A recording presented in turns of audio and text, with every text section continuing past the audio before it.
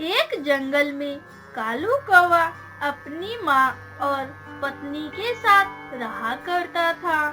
कालू कौवा की शादी के 4 साल होने वाले थे, परंतु कालू कौवा की पत्नी लीला के एक भी बच्चे नहीं होते थे, जिससे कि लीला की सास चंचल कौवी लीला को बिल्कुल भी पसंद नहीं करती थी। एक दिन, माँ जी, आज शाम को खाने में क्या बनाऊं? हाँ, तेरे हाथ का खाना कौन खाएगा? तू एक हमें पोता नहीं दे सकती है। मैं अपने बेटे की शादी करने जा रही हूँ। दोस्तों, आप मेरी वीडियो देखते हैं पर मेरे चैनल को लाइक सब्सक्राइब नहीं करते हैं, तो प्लीज मेरे चैनल को लाइक सब्सक्राइब जरूर से कीजिए।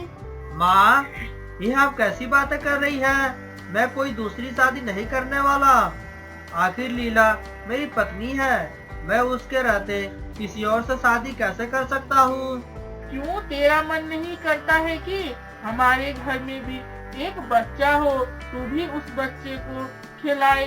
तुझे नहीं पता इस जंगल में पक्षियाँ कैसी कैसी बातें कहती रहती हैं मुझसे। फिर चंचल वहाँ से गुस्से में जा रही होती है, तभी रास्ते में चील मिल जाता है। अरे चंचल, इतने गुस्से में कहाँ जा रही हो तुम? अरे क्या बताऊं, मैंने अपने बेटे को दूसरी शादी करने को कहा, परंतु वह दूसरी शादी करने का नाम ही नहीं ले रहा है। अरे मेरे नजर में एक तोती है, बहुत ही प्यारी और शांत स्वभाव की है, उससे कालू की शादी करा दो तुम। यह बातें जैसे चंचल सुनती है, वह तुरंत घर पर पहुंचती है और कालू कौवा को किसी तरह से रोके शादी के लिए मना लेती है। इसी तरह से दिन गुजर रहे होते हैं, तभी चंचल लीला से कहती है, अरे अब यहाँ से निकल जाओ, अब तेरा इस घर में जगह नहीं है। मेरा बेटा इतना नहीं कमाता है जिससे कि तेरा खर्चा उठा सके, वह अब तू जा यहाँ से।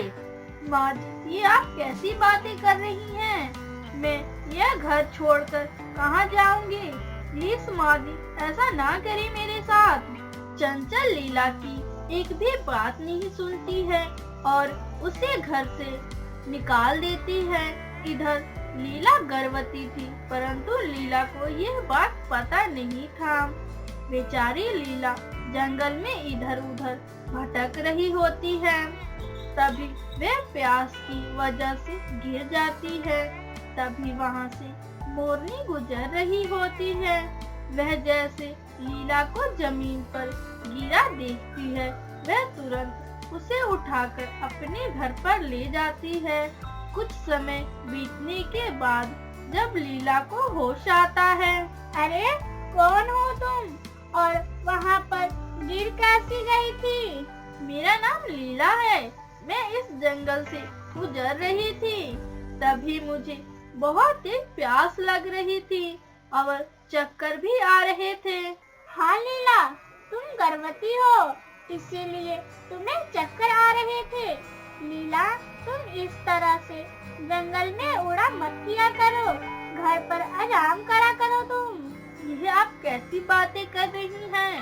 मैं गर्भवती हूँ, मेरी सास इसीलिए मुझे घर से बाहर निकाल दिया था, क्योंकि मैं माँ नहीं बन सकती थी, इसलिए। लेकिन अब मुझे घर वापस जाना होगा। नहीं लीला, इस अवस्था में ज्यादा देर तक उड़ नहीं सकती हो तुम, मेरे साथ रहो। इस तरह से लीला मोरनी के साथ रहने लगती है। उधर तोती की भी शादी के 1 साल होने वाले थे, एक भी बच्चे नहीं हो रहे थे। उधर लीला का पति कालू कौवा लीला के इंतजार में बैठा होता है।